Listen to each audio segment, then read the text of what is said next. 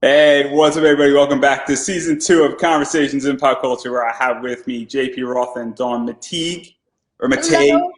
I'm not too sure which one it is at this point, and I should know better. I know, No one knows. It's one of the universal questions. We won't know. and obviously we're here because you two have a Kickstarter currently running, The Art of DiVinica.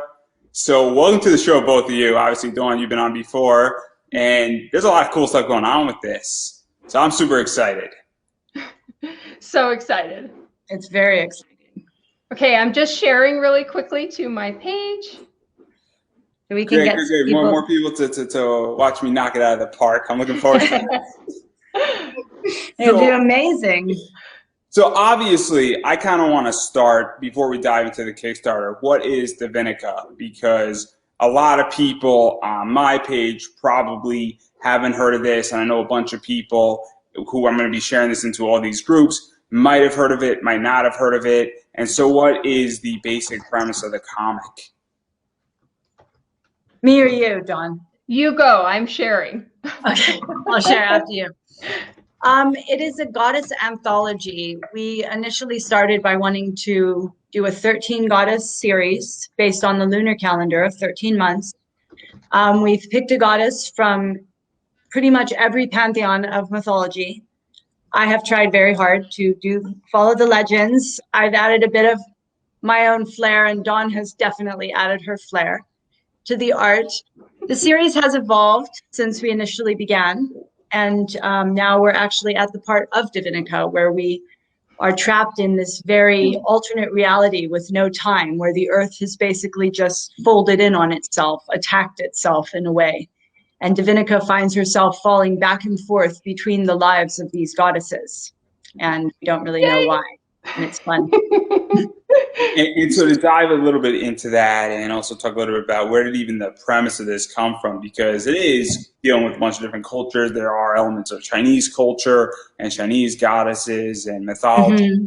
And there's obviously Egyptian and Roman and Greece and some other things as well. And so where did all that come from in the basic premise? Because it is a very different book than what is out there. And it is, something that is representing probably a whole side of mythology that isn't touched upon. When I grew up in high school years ago, we spoke about Roman and Greek mythology, and that's where it stopped. And it goes much further into mythology and even dealing with gods and a variety of other things that you don't learn necessarily in high school. And so where did all that come from? And what was even the research like for that? Well, Dawn and I grew up all over the world. I grew up actually in Japan for a majority of my life. So a lot of Asian mythologies and cultures were very imprinted on me, I think, from a young age. I also spent time in Africa and all over Europe.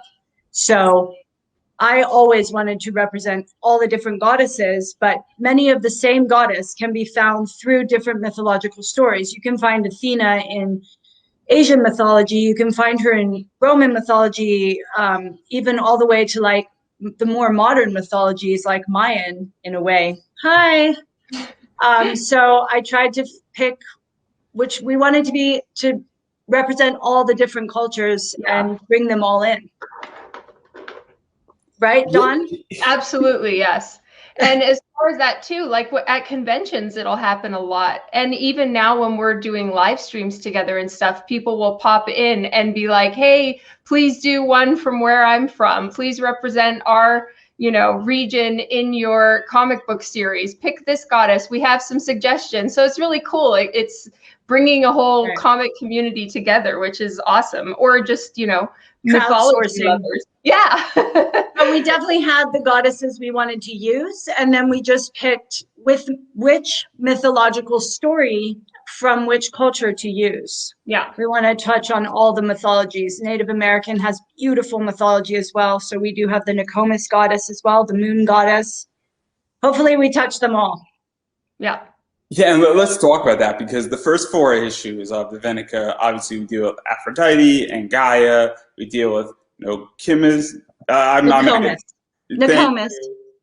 to get who she faces wrong too, so I'm not even going to attempt. It's like Make it so vaga. I mean, this should be like the this new is so DUI good. test right here. It's the new DUI test to pronounce these names. If you can pronounce these names when you're intoxicated, clearly, you should just be right off. In fact, they should give you an award because clearly I would fail and a bunch of other people would fail too. And we would fail when we're sober, which makes this even worse. And then Is and Ra, and obviously the only reason how I know Ra is from Yu-Gi-Oh! Don't ask, don't tell. Yeah. No, it's good. So obviously a lot of cool stuff going on. So what was, because that's the first 4, and we really get a real insight into the first 4 before we even get to issue 5, which is DiVinica, and kind of where she's at in her trap world. And so what was that entire thing like, setting it up in the story and setting up all these different goddesses and their quests and I guess their fights and their plights and trying to figure out how to survive and deal with their internal struggles that happen in mythology. So that's what the first 4 issues sort of deal with in some degree. Yeah. And all the goddesses have their own symbols and their own artifacts, no matter what area of mythology they come from. And the crux of our story is that DiVinica is from a world without gods or goddesses of any kind and without the powers they bring. She falls through fire and travels to these different times, to these lives of these goddesses to collect these artifacts and bring them back to her world and fix the tear in reality and bring everything back together. She's very in the dark when she first begins, and even passing through all these goddess stories kind of illuminates her further path. We're even going to introduce Hecate, who is the Greek goddess of witchcraft and myth, which I'm excited about that one. Me too. Our next goddess is Kali. So she's going to move through. She needs to stop war. She needs to stop famine. She needs to stop hunger. Global warming has destroyed everything. Time is lost. People experience these shock waves that cause them to forget their family, their loved ones. So yeah, she has to find a reason to even care, which I think a lot of the gods struggled with. So she has to, go back in mythology and get into these stories. It did happen organically, though. I wanted Dawn to have a character to draw who was strong and powerful and one she really liked. So it definitely happened organically. DiVinica has such a cool attitude. She's a bit of a badass and kind of snarky and grumpy, and I love it. That's what makes characters real, though. Yeah. It's kind of like we all know, and I used to be a big Superman fan, but at a certain point, I want to see Superman like blow up Earth. Yeah. Because let's be realistic. I mean, he has a bunch of good reasons to do it. I mean, and it's unreal to be this like red, white, and blue patriotic, good old boy doing the right thing 100% of the time type of character. It gets old because it's not real. It's not relatable.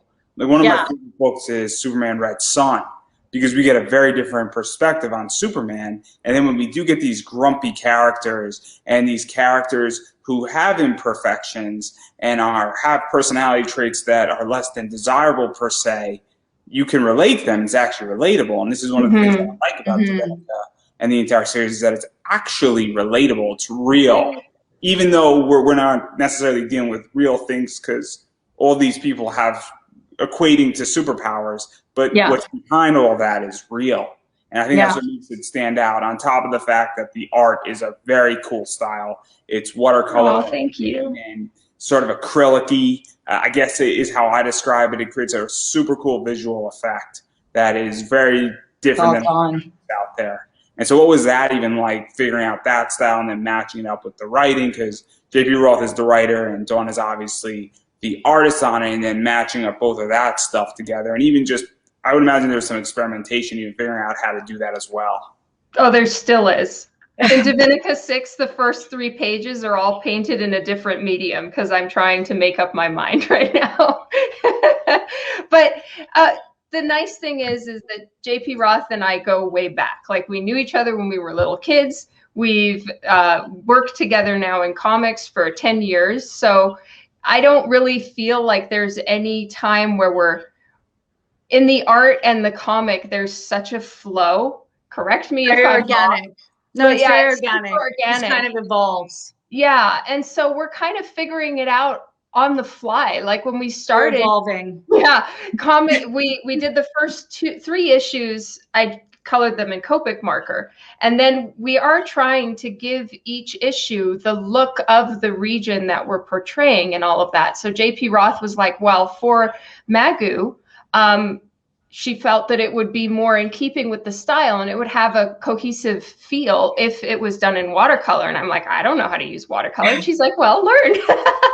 And so I did. And that trust that she put in me in order to like just learn something new and fill a comic book that, you know, is under her name and all of that. It's so awesome to have that kind of, to have a writer and a publisher have that kind of trust in you is amazing. So now she lets me, you know, acrylic, gouache. So what are you painting this page with today is kind of the question, which is awesome. It's good though. It's good. It makes it more adventurous, and it's a way we can honor each of these time periods and each of these cultures, because culture is very represented in art.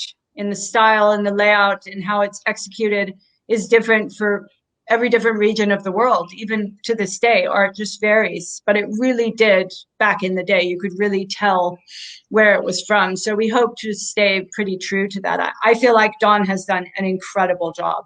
We even picked the Asian Chinese region for the mythology that we chose, which dynasty we used, which is a whole different art style in itself in the same culture. It's pretty amazing. And one of the things that I do want to bring up is that for those who don't know, Dawn does both painting as well as digital. And if you go on Dawn's Facebook page, you could see a bunch of cool stuff that's coming out with Zenescope and the entire cyberpunk stuff.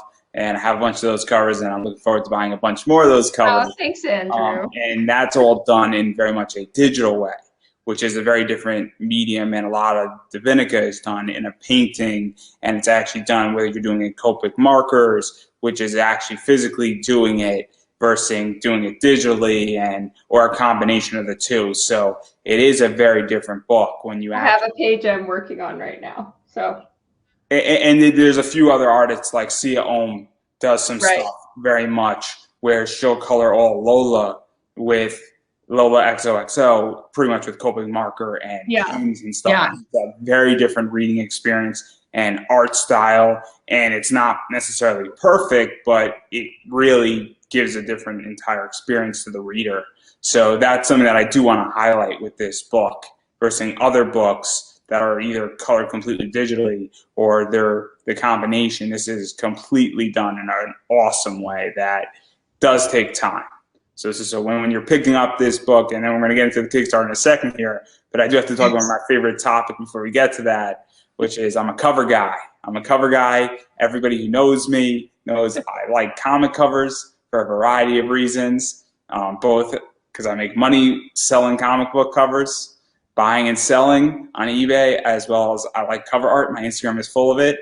And DiVinica as a collective has a boatload of covers, everything from 250 print runs all the way down to I think 10 print run covers and everything in between. And it's an awesome business model in many ways. When you have super exclusive, I think certain companies have been doing it for years, and it's a brilliant business. We have. It also makes it, you know, more desirable. It also, I feel, adds more significance to it when there's only 25 of a particular book out there, and then there's not going to be a 26th. And so, and also it makes that book more special. It makes it more collectible. It makes it more of a piece of art in many ways. Even a 250 print run or a 350 print run in a comic printing makes it much more of a piece of art than something that is, you know, 5,000 print run.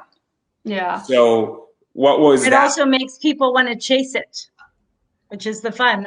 I love to collect Magic the Gathering cards. I'll chase them anywhere. I know the hunger. I know the need for the collection. I have to have it all. Generation of horrific campers on Magic the Gathering. So I legitimately had parents not very happy with me as a camp counselor, teaching their children how to actually do math, playing Magic the Gathering, which is ironic because I failed math, but that's neither here nor there. But Yeah, even what was that like? What was that decision like to have all these exclusive covers? And a bunch of them are still available on rothcomics.com, everybody. Buy the merch. Yeah, thank you. It was actually Eric Basaldua, Ibas. He helped us. He told me, he helped me draw the book. He told me to sell it for more. I didn't know that comics cost $3.99 in the, on the whole. I really didn't. I think I always just bought it in trade paperback form. I don't think so I just didn't know. So when I went out onto the floor in Anaheim Comic-Con for the first time, I sold my 24-pager for $20 because I thought, well, that's fair. It cost me $11 to make the thing.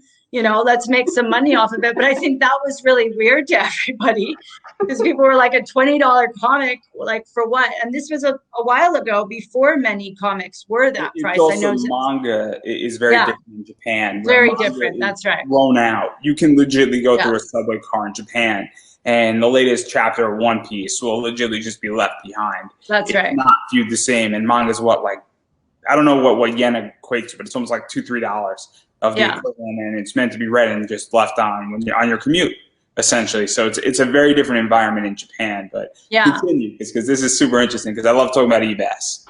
I love Ebas. Well, yes, me too. I love him. He's the sweetest. He helped us so much. He let us stand at his table.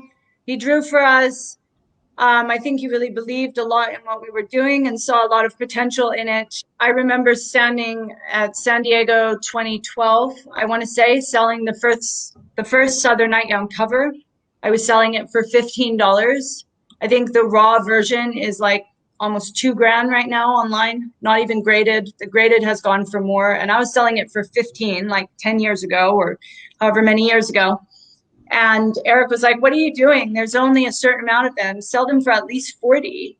And so I did, and we sold clean out. And every time after that, I just kind of started realizing, wow, the higher I'm putting the price, the more desirable it seems we're making the item here, and almost, giving that chase to people so that they can collect it, because there's so few available for them to get their hands on. And I think it just kind of morphed from there. And then everybody started doing it, and it started being in big demand. I know Zenoscope was playing around with it too. So I think it was all we did it around Ebas. I think. About 3 or 4 companies that have been doing this for a long time. Aspen is sort of one of them. Zenoscope, obviously you have been doing it. It started way more, like in the last 10 years. It's definitely become a bit of a steamroll. So now a lot of people are doing it. A bunch of comic shops have a 3,000 print run. And then also on the indie scene, I know you guys are new to Kickstarter. I have a bunch of friends who have 100 print runs, and that's it. They print 100 of a book, of a particular type of book, purposely, and then that's it, and that's where it's going, because they know their audience can support that 100 print exclusive thing specifically meant for Kickstarter, and then maybe 10 go to their web store. But obviously I'm a big exclusive guy. I've done very well in the eBay market on it, and I'm doing very well, and I think it's only going to become bigger. And I really think that that's a business model for a lot of companies, and if you're not doing it, obviously for all the comic people out there and all the comic companies, this is the way to go. It is. It's like adding appreciation to your own product. Like it's betting on your product to self-appreciate, which I think is a good business model. It's saying this work is so good, it's worth this, and then kind of raising the bar up to that, and then you can only really go higher. You never back down that bar. And my favorite quote, and I think it applies in so many ways, is that you either have to be the cheapest, the most expensive, or the most valuable. You can't be the second most expensive, the second cheapest, and the second most valuable. It's one of those 3, and it applies to business. And, a $50 book, somebody stops and says, okay, why is this going for $50, and why do I need to buy it? And those questions. And when you're trying to sell me something and I never heard of you, but you say, hey, this book is $50, I'm going to stop at least and take a look at it or think about it, which is at least now we're in the middle of a sale. Whether that sale goes through or not, that's a whole different business entity. But the reason why I want to bring all of this up and all these covers up is it kind of leads into the Kickstarter with everything that's going on with DiVinica and that entire Kickstarter, which is I guess the first volume or issue of The Art of DiVinica. Right. And so what prompted the two of you want to go make an art book at this stage? I think it covers the first 4 or 5 issues of the best of the art in the series so far, and along with a bunch of other cool stuff. Some prose are in there, some poetry's in there, as well as some original art and some behind the scenes stuff. And so what prompted all of this? Because it's a cool Everybody book. forced us to do it. We didn't want to. Everybody made us. That's my answer. I don't know what Don's is. Well, as far as the Kickstarter, yes, everybody, you know, really was like, girls, you've gotta. I mean, people have been telling us we need to like get our butts in Kickstarter for a long time, and we've just been like, well, you know, we'll see. And then as far as like what prompted the idea to do an art book and a calendar, was honestly, that's kind of how DiVinica started. We wanted to do it as we're doing now. And then, of course, the idea morphed and we made a comic book series. It was my fault. So now we have enough art now with the comic book series rolling, and we are working on issue 6, and JP Roth is writing a novel, maybe, of DiVinica. So excited, so exciting. And so we are just making the art book and the calendar, which are both on the Kickstarter. And we're doing them now because, you know, we figured, well, let's give it a shot. Let's see how it goes. How it does. Yeah. And so obviously there's a boatload of art to pick from, boatload of covers to pick from, boatload of scenes and other things that are associated with these books and in the first 4 issues. So what was that process of figuring out what pieces to put in, what pieces are significant, and how did that all come about? Because you have a lot of stuff surrounding this project between the two of you and then a variety of other people and input and a lot of cool stuff that's going on. And then also there's original art as well that's sort of thrown into this as well. And getting to, I don't know how Dawn necessarily feels about this, and I'm sure she's going to tell us in a second, but even getting to sort of maybe go backwards and forwards at the same time with some cool art that you didn't get to do that pertains to issue 1 and then issue 3 and issue 4 and issue 2 and that type of thing. Yeah. Not making any sense. So what was like that into the process of saying, what are we going to put into this book? Because that's what I think people want to know. That was all Dawn. I just did what they told me to do. I just gave them the writing and that was all Dawn. But she's had a vision for the art book since the very, very beginning. So yeah. And even going further off of that, because I like a lot of art books, and I'm a big, you know, anime fan. Obviously, I have like the Art of Neon Genesis Evangelion, and I have other things. I just got Keith Garvey's book, and that's the cool one of all of his pinups from Escape Collectibles. Man, I'm promoting everybody tonight. Yeah, you are. So obviously, and I really like art books, and there's a variety of other people who have art books out there too. And it's cool to see their concept art, and it's cool to see art that they've done in comics. And then, because some of this stuff is really expensive with DiVinica, and, you know, not everybody can go and drop, you know, $2,000 on a particular cover, but they could spend, you know, $80 on a book to see it. And they could actually look at it, and it's on nice paper. And so, obviously, you want to give your fans and fans of DiVinica and people who aren't fans of DiVinica a reason to become fans of DiVinica.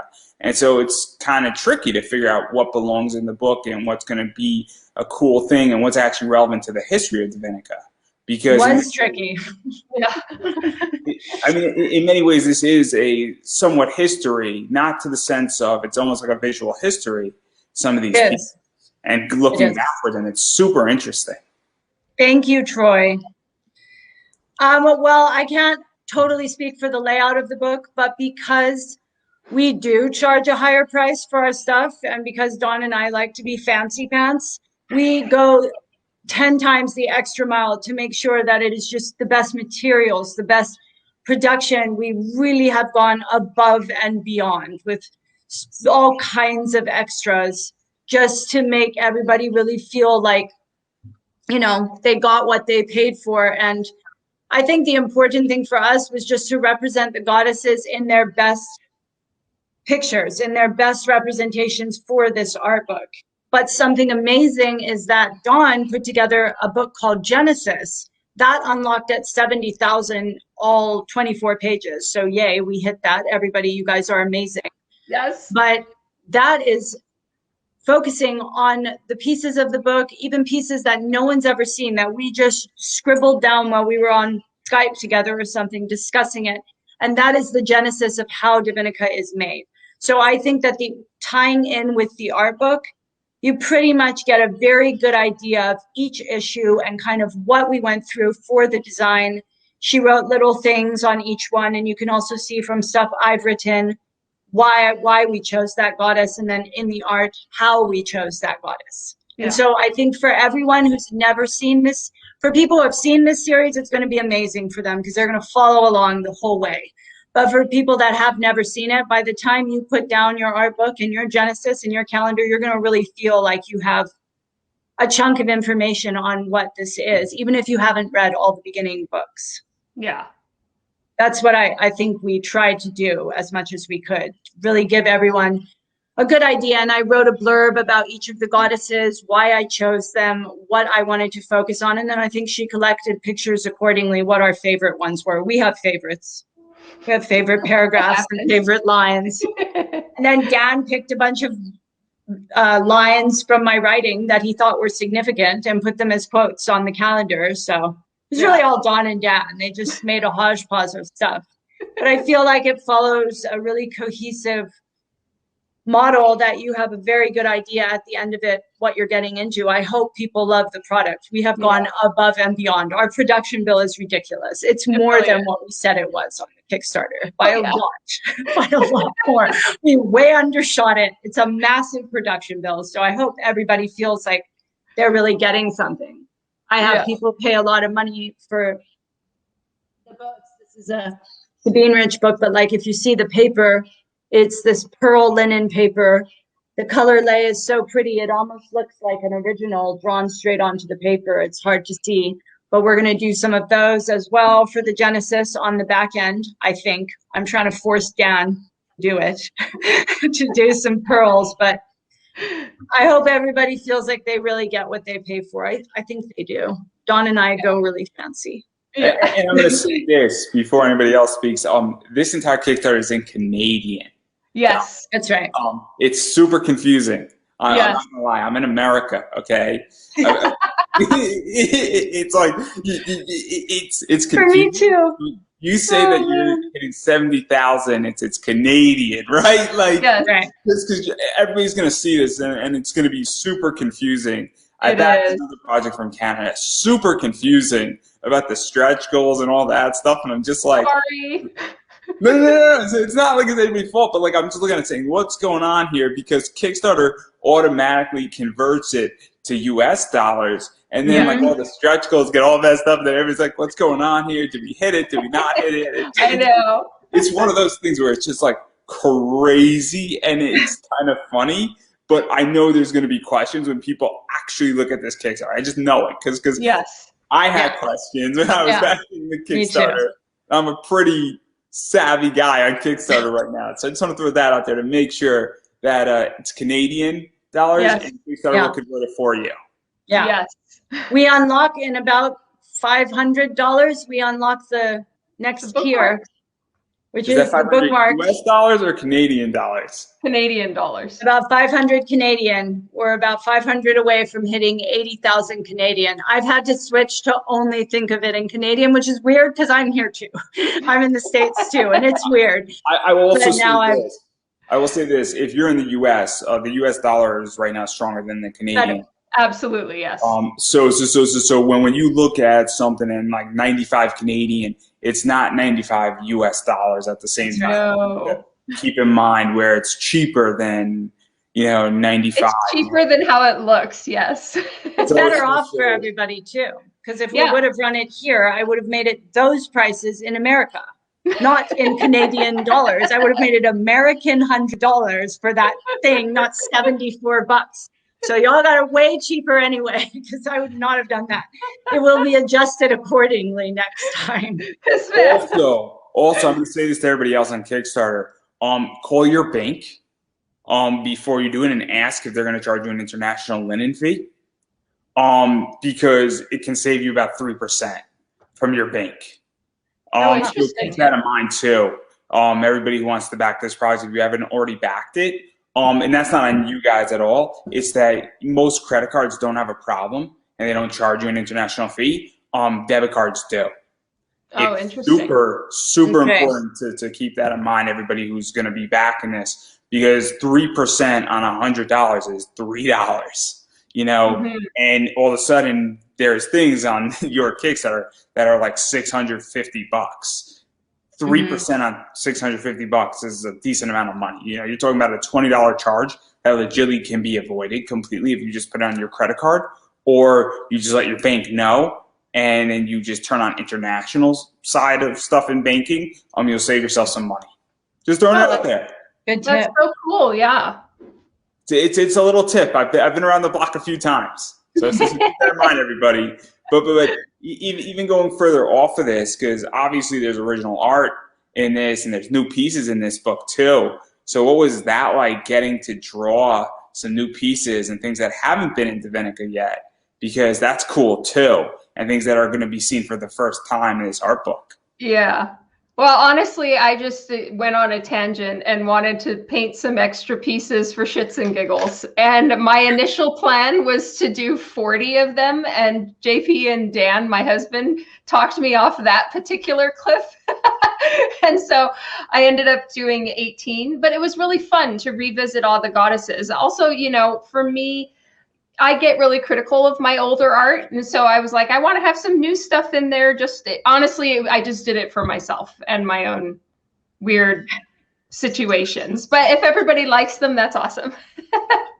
I think we have some of the most beautiful art came from those sketches. Like we were talking about earlier with artists using different mediums, I feel like watercolor and acrylic and stuff like that can be really freeing. You get these amazing pieces, like the fish on the head, that have now just turned into this beautifully iconic piece, and you know, it kind of changes it a bit. I like that too. Yeah, no, I think what I've seen and what I know, and obviously I know Dawn's artwork a lot with everything that's going on with Zenescope and DiVinica and some other cool shit she's done. Obviously, a lot of cool stuff is coming, and there's some cool stuff in this book. From what I've seen, basic pictures, we're going to show a bunch of them. It's cool just to give everybody a sample in a little bit, but obviously I do want to talk about that there are two versions of this book. Correct. And so there is the nice clean version of the book, and then there is the Skylad version of the book. Clad. So obviously one of them tends to be more risque, and one of them risque is topless. And there's an additional 16 pages in the topless version, which is more money, and it also has a different cover. And then the clean version is, well, that's clean. So what was that like in that decision? Because I love topless. I'm obviously a Zenescope fan. I enjoy that. I enjoy art as a whole. I am a heterosexual male who has no male tendencies. So I will throw that out there to everybody out there. Nobody get any ideas quickly.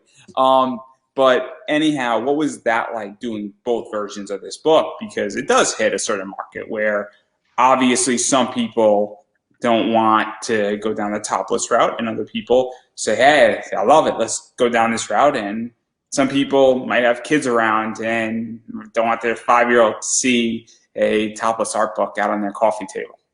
For sure, which is why we have those two different versions for people. You know, mythology in so many different art of mythology going back hundreds and thousands of years, there is, you know, they were a lot more comfortable with their nude form than we are now. And I think it was seen a lot more pure than it's seen now. And so honestly, I feel that having them represented in that way is perfectly natural for them, and perfectly in keeping with the art of those times even. So we just put them in 2 separate books so that everyone would have that option, because there are some people now that are not comfortable with that. But then for those that are, we had art already drawn from from all the different comic book series that had the risque versions. And so then we decided to call it Skyclad,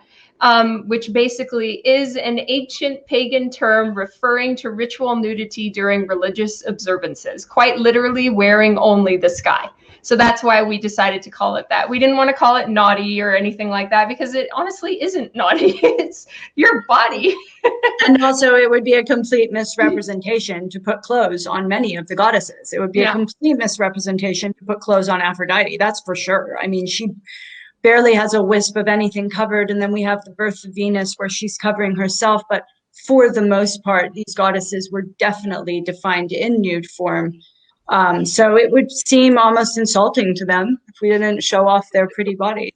And it can, like, thank you, Rayanne. Rayanne says it's classy. It can be done in a classy fashion. And they were priestesses and queens and symbols of beauty. And also I want physical confidence to be for people as well. I want people to feel comfortable with it, for men and women. I actually think, I know you said you were the proud male that likes all that, but we have a lot of women that buy our work. I would say just as many women like to buy the Skyclad and the risque than as men. I think everybody, it makes you feel like you're properly immersed in that, in what you're doing.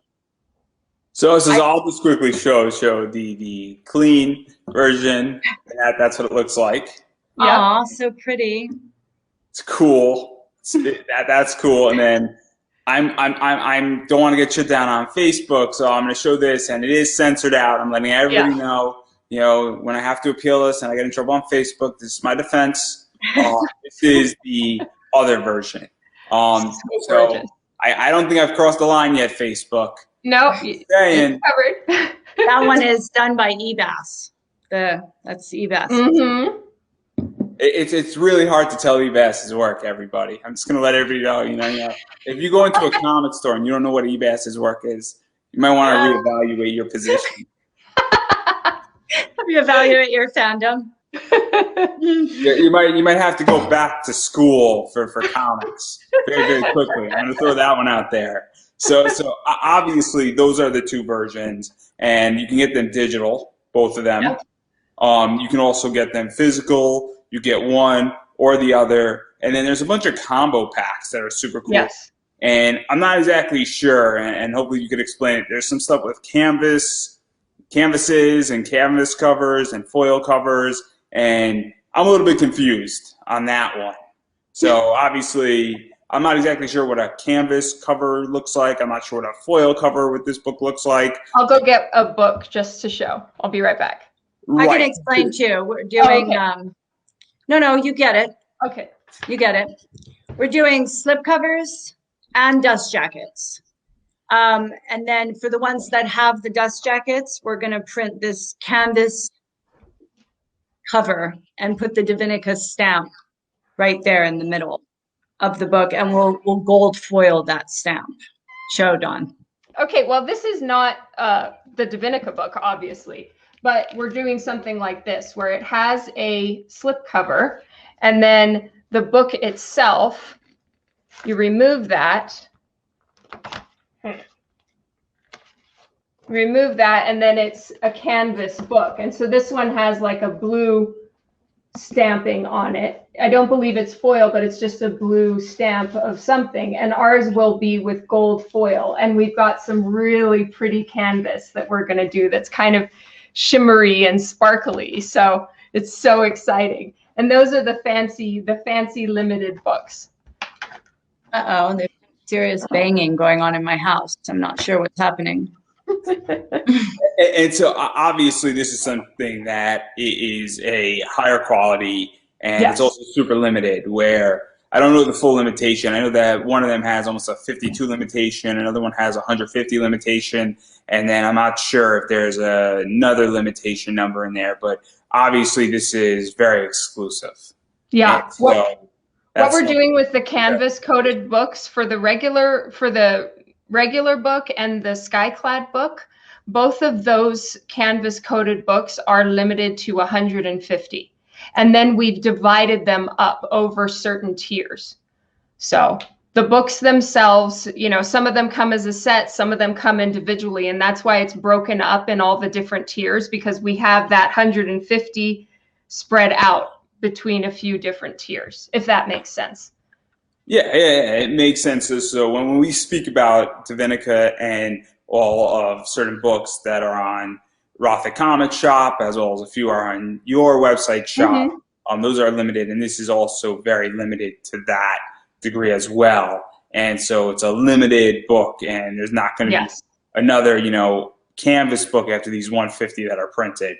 And correct. As I stated, exclusivity, I think, is the king of everything. It makes things wanted, and people want things that you can't get elsewhere necessarily. And then obviously that's something that I want to really get across the table, where when you pick up one of these books or both sets of these books, or you pick up any component of it, well, there you go. So that's something to keep in mind, everybody. And then I think this is one of the dust jackets. Yes. Yes. So pretty. Yeah. That one's my favorite. I love that piece so much. My favorite. Thank you, Joe. And then this is another thing that I think is one of the Deadity packages, right? Hopefully. Well, that's an interior page, and that one's actually in all of the books. So there we go. So everybody can get the same. Yes, everyone's getting that. Comic that it's from. Yeah. Is this. And so it's a lot of cool stuff in that regard. And then what else this is part of the calendar, I think. Yep. Yes. And then this is just a bunch of cool images that are related to it. Well, I'm just going on a roll of putting images up just randomly. Yay. That's awesome. I love looking at all the art. You can see all of Dawn's different styles and what she used, like even just between Aphrodite and Isis, Magu, and Nokomis. It's such a good mishmash there of all the different styles that we use. Dawn, that Nokomis up top with the feathers is Copic, right? Yeah. Yeah. Beautiful. And you can also see, like, something that JP Roth, I really want to give her props for this one, is she really thinks a lot about the color scheme of the books. And I think more than the art style itself is the color scheme that changes for every goddess that we are working on, or DiVinica's world. Like, she really wanted to think about how to make DiVinica's world look so visually different from all the other goddess worlds that we've done so far. And those things make such a huge difference. And Joe, when we talk about, and we're getting started on the art, the first thing we talk about, and this is something Joe started, was the color scheme for the book and the color scheme for the goddess, and how are we going to make sure that they are visually different from one another, even though it's the same. It can be the same goddess a few times. You know, many people argue Athena throughout mythology, Aphrodite, she appears in so many different cultures. Yeah. It was hard to pick, and then you have to pick the legend too. But the colors work with the goddesses, have colors, symbols, artifacts, and some totem or familiar of some kind. I mean, we know it from Dungeons and Dragons and Neverwinter Nights and everything we play, where we have our creature and we have our spell. I mean, it's how it's always been. You have water magic and earth magic and this. So I try and match the goddess to their magic, and then have the color scheme kind of go from there. But Dawn goes crazy shopping and buys insane amounts of paint. So we have lots to play with. We have like tons of ideas, that like a huge library of stuff to choose from. So pretty fun. For DiVinica, we sat for like 2 hours one day and just went through this massive color wheel, just picking the entire, every rock, every tree. So it's very fun. And Dawn hello, Juan. Hello, DJ. Hello, DJ. Hi, Juan. These are all your friends. My friends show up. I told them about this. I'm doing this cool thing. They're like, good luck, man. And that's how my friends act. They're like, we're not going to even show up. So all your friends and all your fans are showing up, which I'm totally cool with. Hello, everyone. Oh. Hey, Carmen. Troy Lambert says, did you know the nude man in the Canadian Rush band logo is officially known as Skyclad? Perfect name for the risque version. Yes. You're late, Carmen.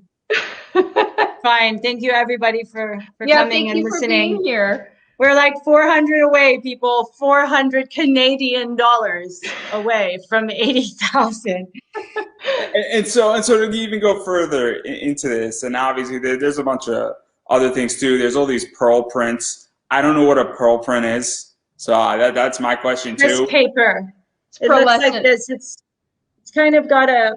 It's terrible. You can hardly see it through my camera, but it has this beautiful swirly, almost, it feels like a canvas, like you're printing on a canvas, except it's a piece of paper, and it gives it this beautiful pearl sheen. Can you guys see it, or did I fuzz it out?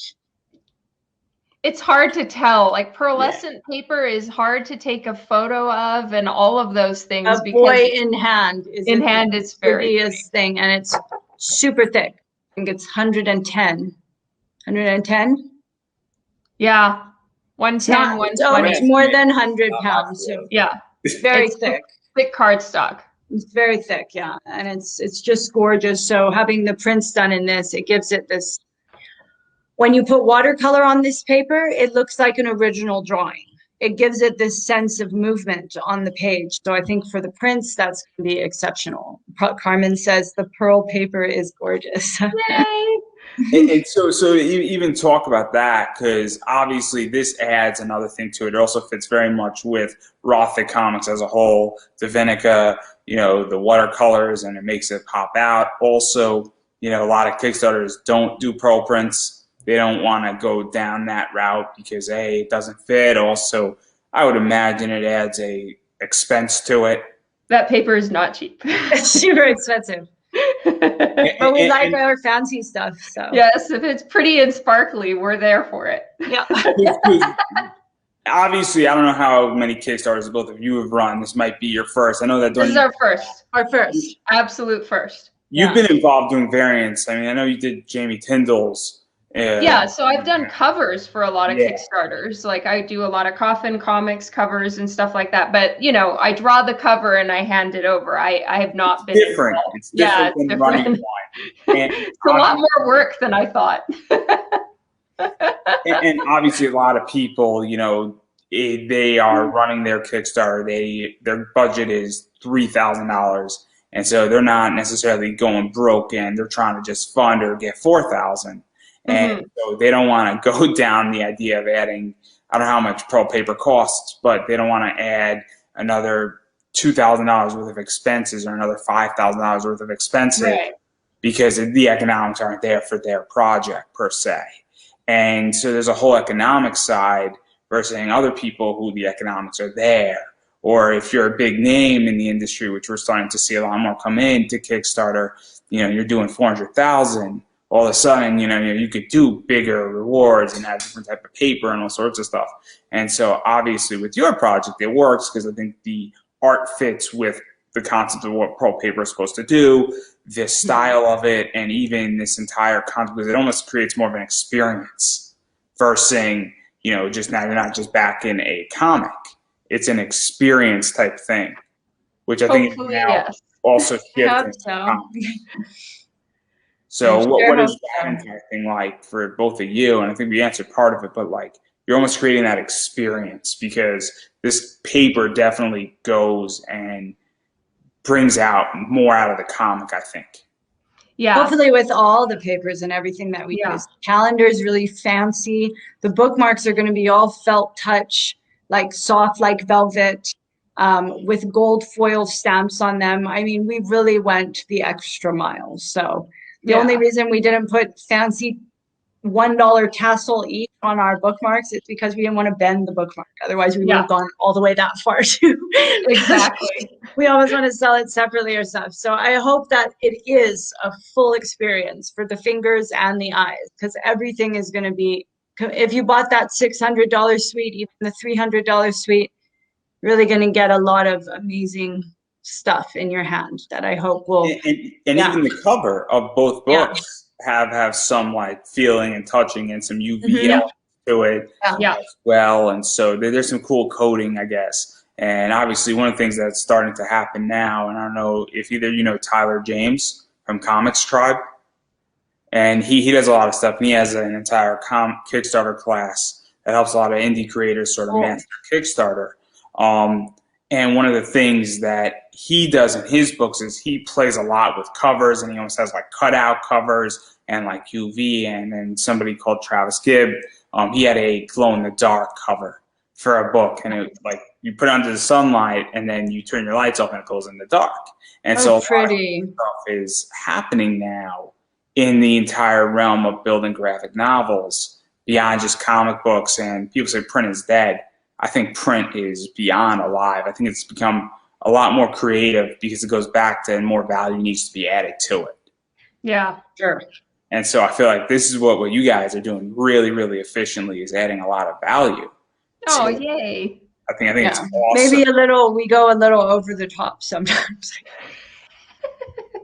But we so care. So we would have made it that fancy whether we hit our goal or not. If no one would have given us a red cent, we still would have done because we just wanted them pretty. I want to table that concept for 1 second, because I do want to ask something before, and we sort of glossed over, but I want to make sure everybody knows that when you do pack a package that has those pearl prints attached to, whether it's 1, 4, or 10, one of the things that you can actually choose which ones you want. Yes. And that's something that's cool too. And I think there's like 14 or 16 of them, I want to say. 20. I believe there's 20 total, yeah. Again, I failed math, so don't come at me. There's a reason why I'm doing this and not writing calculus formulations here. There's a good reason why. But there's a lot of choice. Yeah. Is the ultimate point I'm making. And so a lot of choices. Your favorite 10 or 4 or 1 that you want, which is a very nice thing. And it's cool to give people choice, and choice matters in many ways. That's why we see a bunch of comic variants and a bunch of other stuff. And I think that's fantastic. And so what is that like for you, knowing that your readers and your viewers and people who love DiVinica get to pick their favorite prints and pearl prints they want? Well, I think it's important to us, because even while I'm drawing all of these live, there's people that will feel more attached to a certain one more than another. Like it might be their favorite color, or, it might be their favorite goddess. And of the few that I drew of that goddess, that happens to be the one they like the most. And so we felt like it was really important to give everybody that option, that they could pick the ones that they want, because art is such a subjective thing. And, what's one person's favorite is not somebody else's. And so we didn't want to lock people in, and it would be easier for us if we had locked everyone in. So much easier. But this way, hopefully we will have it so that when everyone hits the backer kit, they'll be able to see all the pearls, and then they can choose their favorites. And if they want to add on more, they can. But at least in there, if whatever tier they happen to have backed, it, like you said, it comes with 4, it comes with 6 or 10 or however. And we did try to make it that in all those different tiers that are on the Kickstarter right now, you're getting a deal. So, we are lumping things in together so that, when you break all those costs apart, the people who got the deity tier are getting the best deal. And then best deal, yeah. And then it goes down from there for quantity, basically. And then when you were mentioning something about like the limited edition nature of things. Carmen. Yay, Carmen. The limited edition nature of this Kickstarter, there's the limited 150 books that are in the deity tiers, but there's also the Genesis book is going to be incredibly limited. That we are giving a full 24-page comic as a stretch goal. Like, I don't know if I've seen anyone else do that. I shouldn't speak out of turn. I know people who've done that. People have done that. Okay, never mind then. But still, it's a very big goal, and I don't think people are fully aware of how big a goal that is. Printing comic books is tricky and it's complicated. It could be very expensive. It could be very cheap, depending on what you're printing them on. The people who did that printed a glow-in-the-dark special edition exclusive book that was like blood splattered for their first thing, and they were happy to do it, and there was maybe like 5 left over. After that, there too. And they did. It cost a fortune. And so it was expensive, and they were happy to do it because it actually helped their business tremendously. But the idea is that, but if you're printing something on newspaper print, essentially, it's going to be significantly cheaper, or if you have a certain type of volume, or if you know that a comic shop's going to order 10,000, and you're giving, and you need to print another 1,000, it changes the dynamic. But for the most part, printing an entire another book, because what people don't understand is there's the actual printing of it, but then there's the actual work that goes into it. When it's going to be printed like this. So it's super pretty. It'll look a lot like this one. So for those who don't understand, in DC Comics and mainstream comics, writers and artists get page rate numbers. And depending on how good you are and where you are, how, I guess, famous you are, you get paid per page in writing, or you might get a flat deal depending on the company sometimes. So whatever that cost is, that's the actual labor, and then there's the entire printing of it. And then those two things combined is what the company has to do to break even. I mean, I know this is inside baseball, and I'm breaking every trope and rule in comics right now.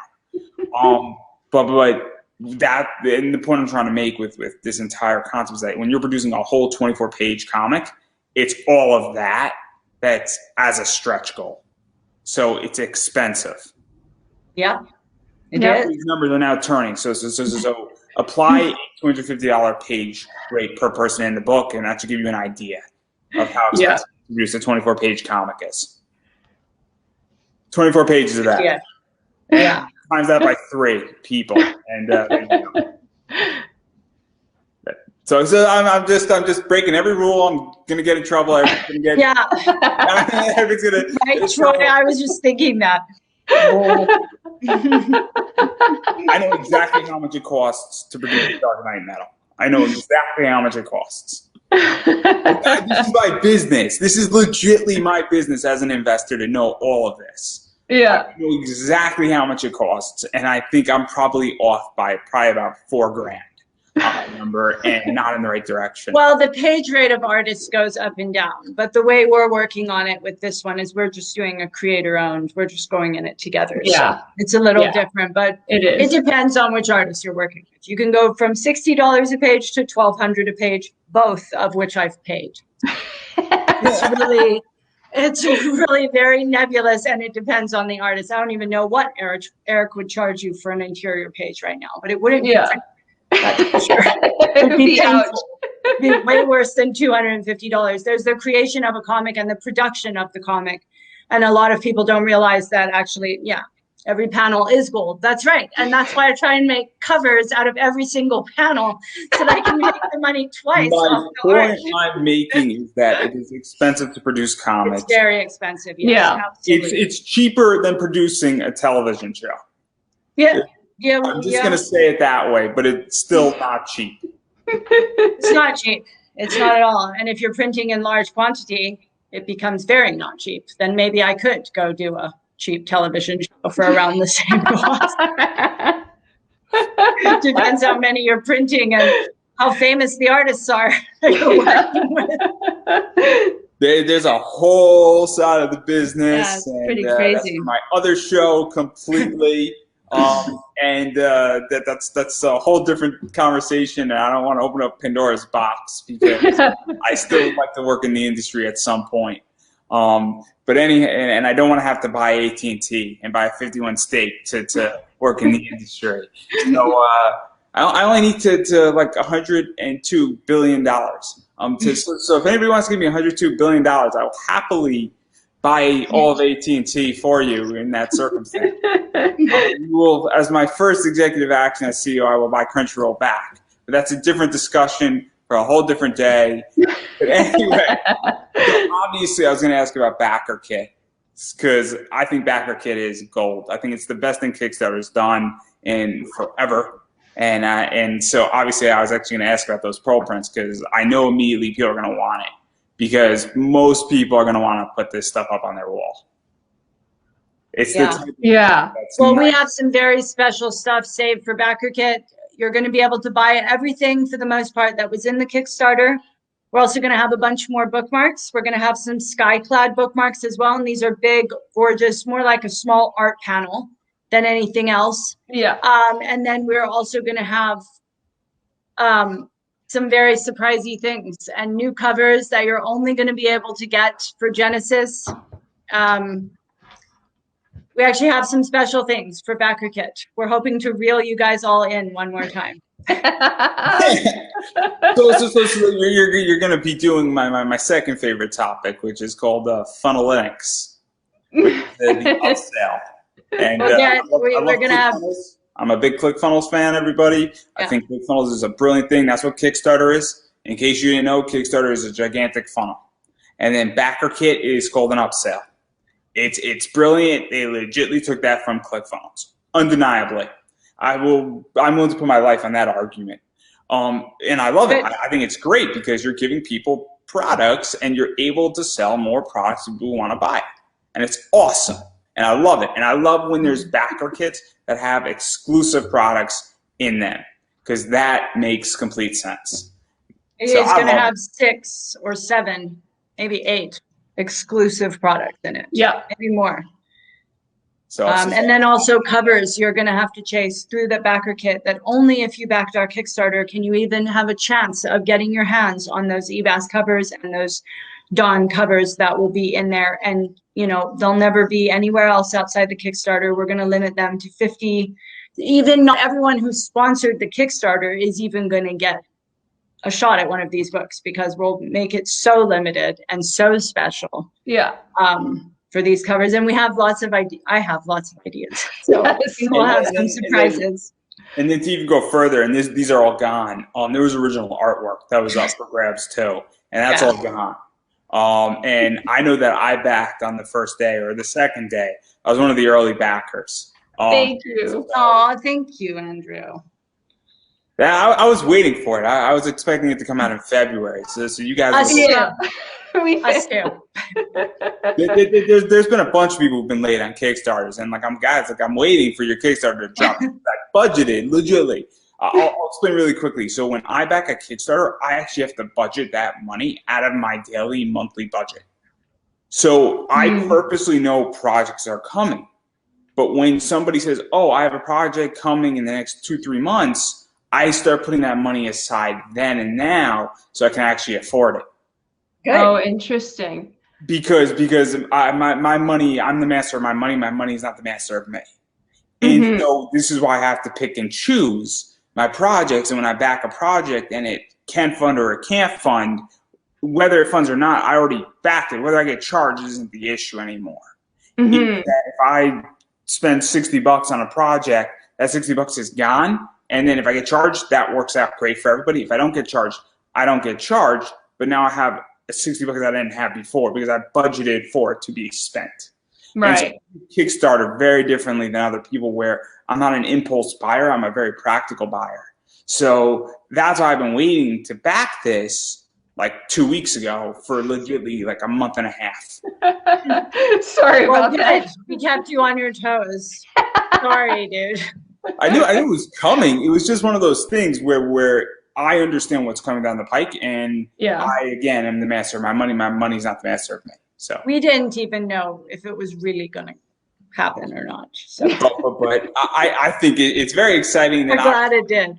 We spoke about stretch goals. There's some prints also that are out there, and they got upgraded, which is awesome. I love when stretch goals actually hit. I've been the victim of stretch goals not being delivered. Very upsetting. Very, very upsetting. No, it is sad. Hope we hit ours very soon.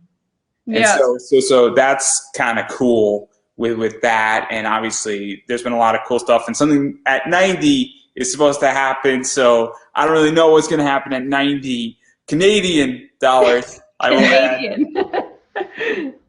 But we're pretty close to that. So hopefully we'll get there. I have a feeling we're going to get there. It's just a matter of when we get there.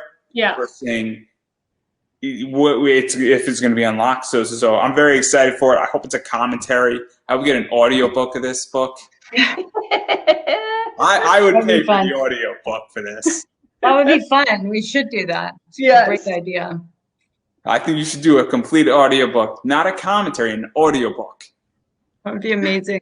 Yes. I'm just saying. I have a bunch of ideas. I got this thing planned out. And so obviously a bunch of stuff's coming. A bunch of bonus stuff is coming. A bunch of extra pages. All sorts of cool stuff is in this. Obviously behind the scenes. You name it. Pretty much anything. If you're a fan of DiVinica or you just like Dawn's art, you should buy this thing. All of it. Thank you. You should just buy this thing anyway. You shouldn't even ask questions. I know, Troy. I really need to. I will soon. You should just buy this book and just run with it, and then just keep it on your shelf, and and then or buy the limited edition, and then just keep it for like 3 years. Well, it's gorgeous no matter what. So even if you don't care much about the goddess one way or another, the artwork inside is. And the story is incredible. Well, absolutely. Sometimes we struggled, but the artwork is really gorgeous. I'm going to have to bow out, people, because I'm keeping Eric from shipping, and he has like half an hour left.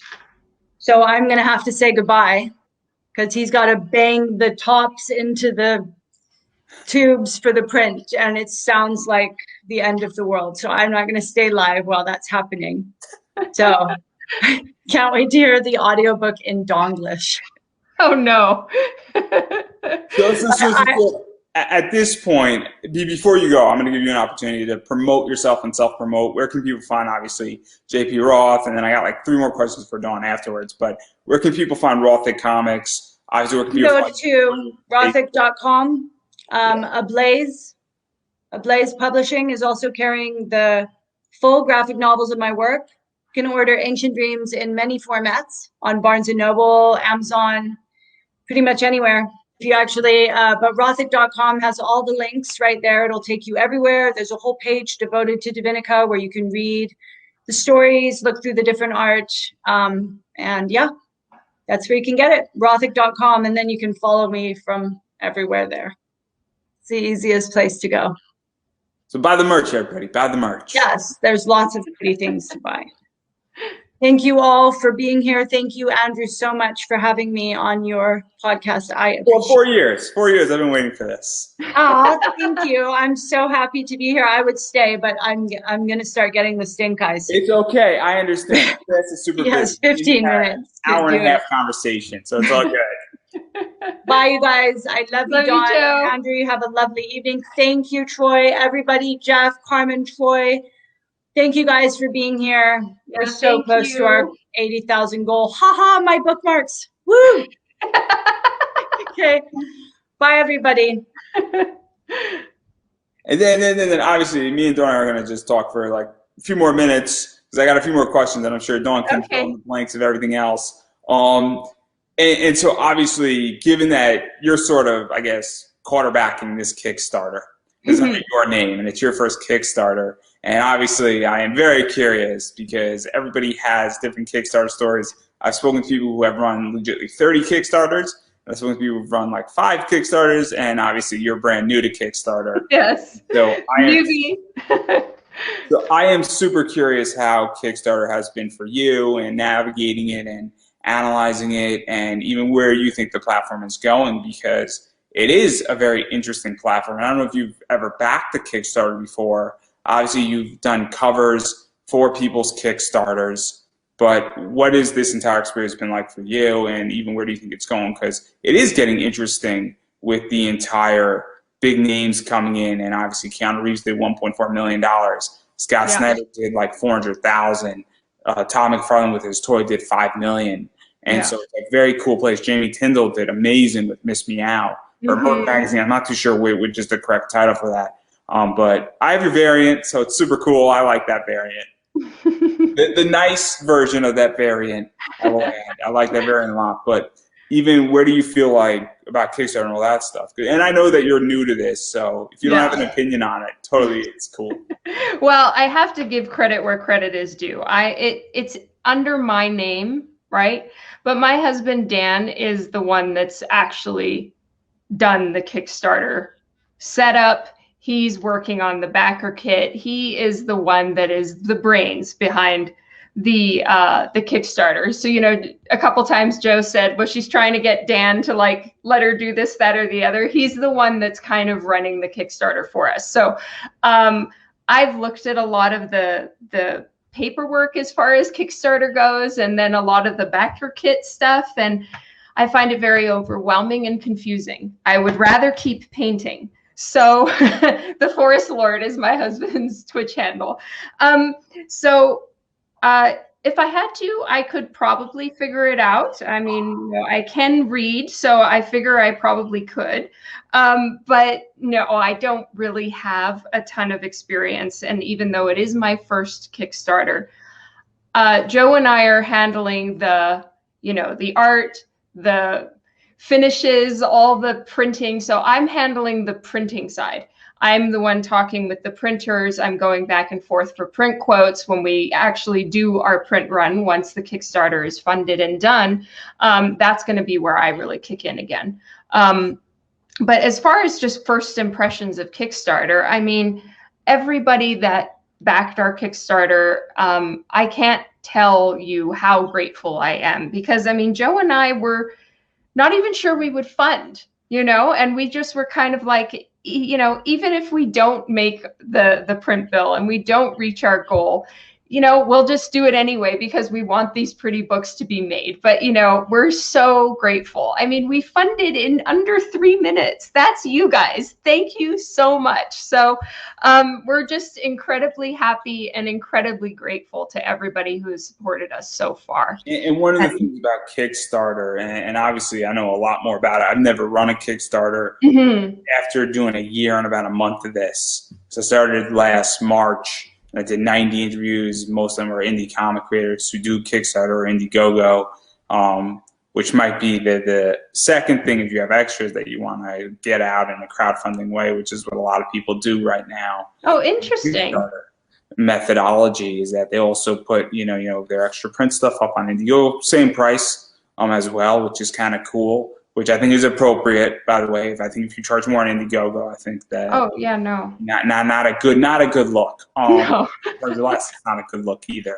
But this idea that Kickstarter provides analytics in many ways. It acts as a social platform in a lot of ways.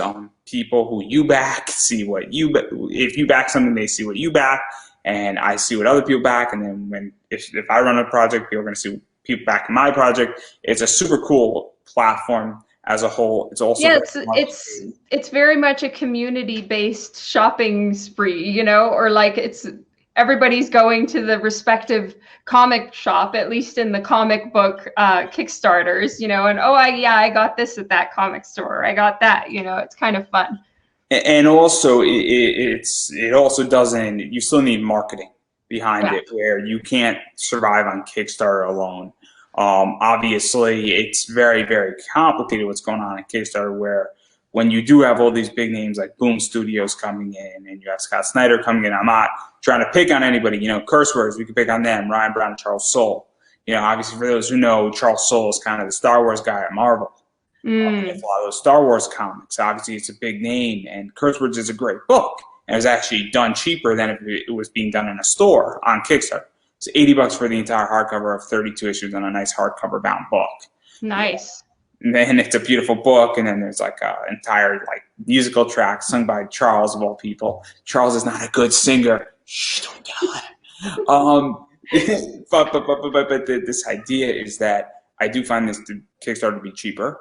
Like I think this book, if this was done through a publishing company, it would be more expensive, without a doubt. So I do like the idea of direct consumer. So I think it's personally great, but there's this debate where once we let big people in, where do we all land with all this stuff? And is the oxygen coming out of the room?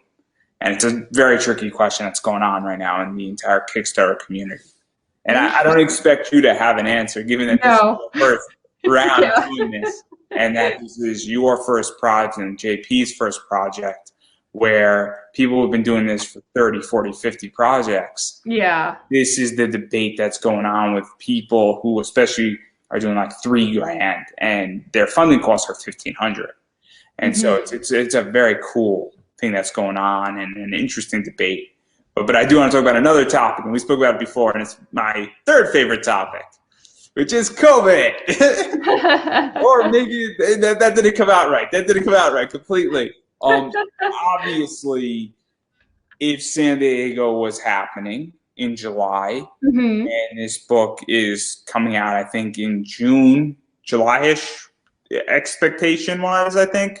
Well, no, we put it at September because we are printing it overseas, and we just want to play it safe as far as the ports and stuff. But it's still sort of within that window where obviously I think it's pretty safe to say that con season typically is sort of April, May, all the way, and it sort of ends in October. New York Comic Con ends the route. And obviously with COVID, I would imagine that there was going to be sort of cons, if COVID didn't happen, would be incorporated into the entire promotion of this. Absolutely. And so how has that shifted this launch of the project, and even how to market it and how to push it out there and how to engage and how to even drum up attention for it? Because it is tricky now, and also it's going to be tricky moving forward with other projects that are coming on. I know that you do a lot of live streaming and all that stuff on your page, and that's super helpful, and obviously a lot of people watch that stuff, but it's becoming a very different world on how to promote your work. And also when you're launching a Kickstarter, it's also very different because it's also now you're in super indie versus something that's indie or has mainstream. I know the Zenescope stuff is a little bit more mainstream. So just how is COVID affecting? Like, how have you been affected, and how have you sort of shifted and navigated the marketing hat and figuring out how to balance all that and even promote DiVinica and this art book out there and push it out there?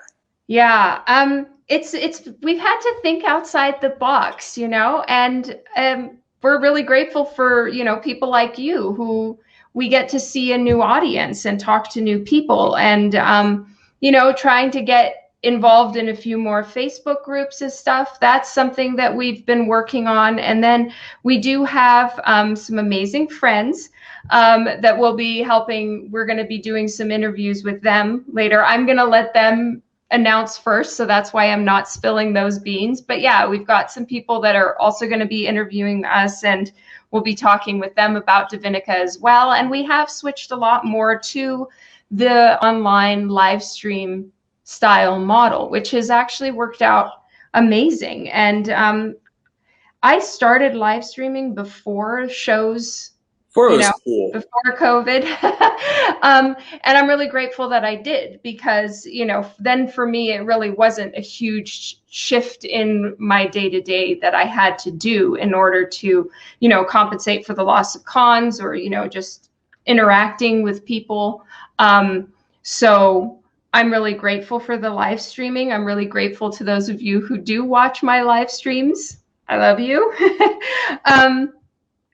So I think that, yes, it's put a little bit more of a difficulty for us as far as just being able to randomly meet someone who's, walking in front of you in the aisle and may never have run across your Facebook page or heard of you or whatever. So, there is that is a little bit more complicated without conventions. And even for JP Roth, with all of her novels that are coming out, she would have been able to promote it a lot more had she gone to shows as well, So I think that there are those things, but whenever there's a new challenge, you just got to learn and find a way to work around it and overcome that, And I think that at the end of the day, we'll all be stronger for it. We'll all have a bit more of more involved with each other online. And, some people that we're all talking with like this, we may never have the chance to meet up at a show. So there are benefits to the online model as well. So It's very all in small. all, I'm happy. It's a very small world. Yeah. Yeah, in a given month, I speak to probably 16 to 18 people, and all over the United States, and sometimes all over the world. That's amazing. I'm working on getting somebody from the continent of Africa. There are only 2 continents that I have not touched, and technically, I mean, Asia and Africa. Every other continent I have touched, minus Antarctica, and it's kind of crazy to think about that. That's awesome. Very, very cool. And so it's a very small world, and it's a very small comic world. And obviously, I think a lot of people know who you are, and I think that's one of the cool things about this book is that we have some amazing art that is not what I think people know you for. And that's why I wanted to do this interview, partially because I think DiVinica is something that is very much outside what you are known for. Yeah. I think a lot of people know you for Zenescope and some other covers and Lady Death, and DiVinica is very much different from those other art forms. And it is nice to see an artist being able to do not just the same trick over and over again, but actually do a bunch of cool art. Oh, thank you. So I personally love it. So, and I'm very excited for the book. That means a lot. The fact that you know all the issues of DiVinica and you've got all the covers and you had pictures ready and everything, that's so awesome of you. I know it meant a lot to JP Roth. I can only imagine, and it really does. I'm catching up on issue 5. I'm still catching up on issue 5. Okay, that's fine. The first 4, I'm completely honest, I'm sort of behind. I'm 80% there, so I will take my B status. I'm a solid B plus player, like Daniel Bryan. That's all I'm gonna say. And he won at WrestleMania, so if a B plus player can win at WrestleMania, so can you. Yeah. Hey, Jeff Lee. All your friends are here, and none of mine are. Don't forget a towel. They know me very well, so. I know exactly who was commenting when they made that statement. I know exactly who out of that group was commenting. But anyhow, on that note, I'm going to give you an opportunity to self-promote yourself, because obviously you got your Facebook page. For those who are wondering where can they find you on Facebook, Twitter is super helpful. Obviously, I put your website up in the description. I put the Kickstarter up in the description. I put JP Roth's, I think Roth Comics. And you could actually find everything from her position out there. And beyond that, where can people find you? And just remind people where they could find you. And also Kickstarter, where can they find that? And anything else that you got going on. Because a bunch of cool stuff's happening. And also, I will say this, that Zenescope is using a really cool Surfboard Robin Hood thing for their virtual con. Oh, cool. And I love that cover. Really? Oh, yay. Thank you.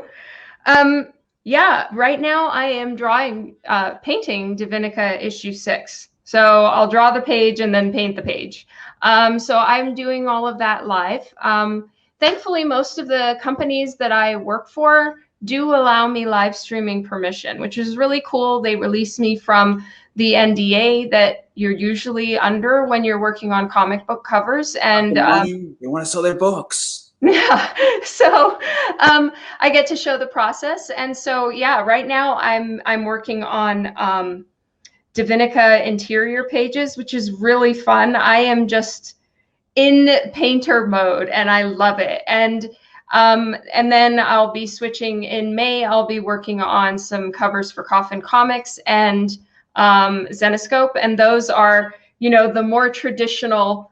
What you traditionally think of in comic book covers. They're drawn on paper, they're inked on paper, they're colored on the computer. So I really enjoy being able to, play in all the different little pawns that there are in comic book art. It's really fun for me. It keeps me very interested and challenged. So I'm happy about that.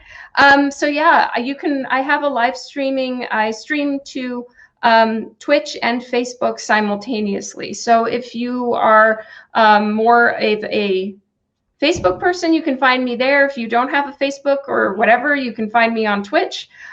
Twitch is far more fun, I think, as far as the chatting goes. I think most of the people that are following me on Twitch are just there to shoot the shit with each other and make fun of me, which I welcome. So it's all good. And I will say this, that the Robin Hood comic cover I mentioned, that's actually a print on your website right now, and it's Robin Hood Barbie is what it's sort of labeled as. So if you want, you can actually go purchase that right on Dawn's website. Super cool, and I think it was just recently added, and so something to keep in mind. But again, don't ask if to be signed. It's shipped out of the U.S. So yes, it is. I actually read that disclaimer. I actually read people's websites. So keep that in mind. Thank you. It's $20 for the print. It's actually pretty much in line with wherever else you're going to get it. And I don't even know if you can actually even get it from Zenescope at the moment. I don't know if they sell that print in particular anymore. And I know that you can get that comic book on eBay, and I don't know if you can get it on Zenescope's website. But obviously, go buy that book if you like that book, and buy the print if you want the art print from Dawn's website versus somebody else's, because obviously if you buy it from Dawn's website, she gets the money. And it's not that much, cheaper or more expensive either way. So keep that in mind. And also on your website, I think, what is it, $50 or and over, it's free shipping. So free if you shipping. Like 3 prints and they're all $20, you're gonna get free shipping on all that stuff. So keep that in mind too. Thank you, Andrew. I'm selling everybody today. Yep. Take Jason's job.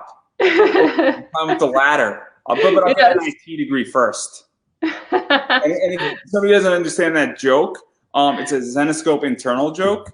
Oh, okay. That's not a joke if you watch the right interview with the right person that I did that with, who may or may not choose some of your covers.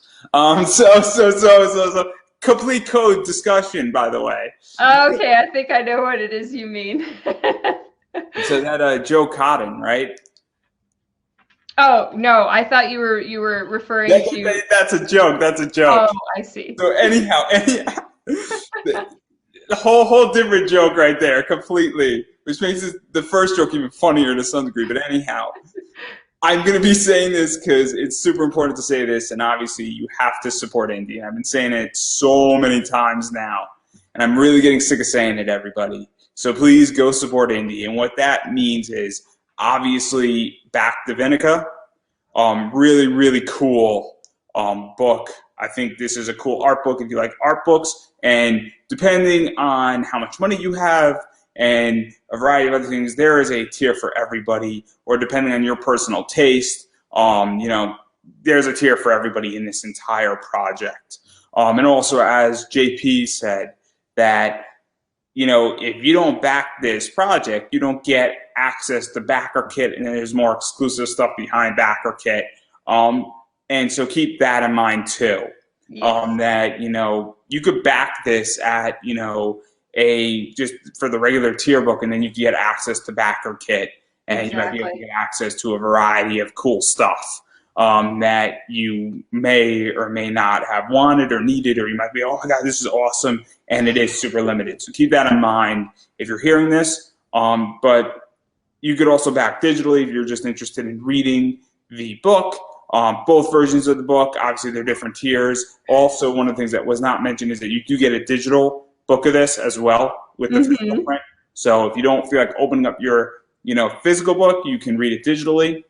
Yep. And also, I would imagine the digital book is going to be sent out sooner than the physical book, and you're going to get it immediately, so you're going to actually be able to see it.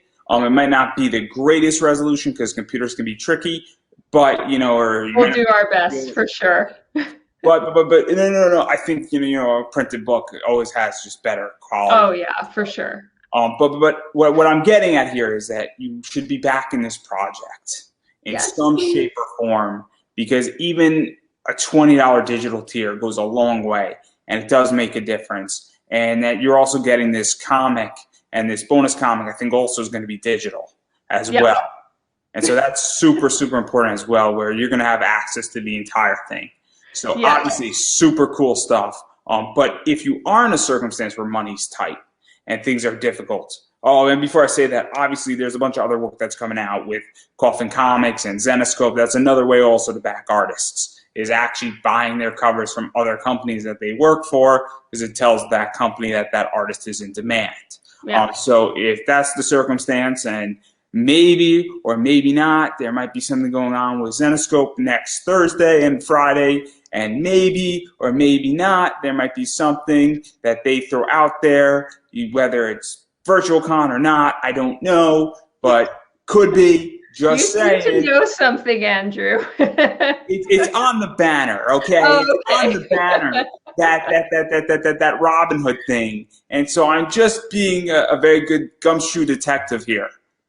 So please, everybody, you never know. It's a safe bet because let's be realistic. You could always put money that a Chazus, a Garvey, a Mike Chrome, a Mike DeBaffo, a Don McTeigue, Sun Kumanaki, if I didn't mention it, Ebass book might show up.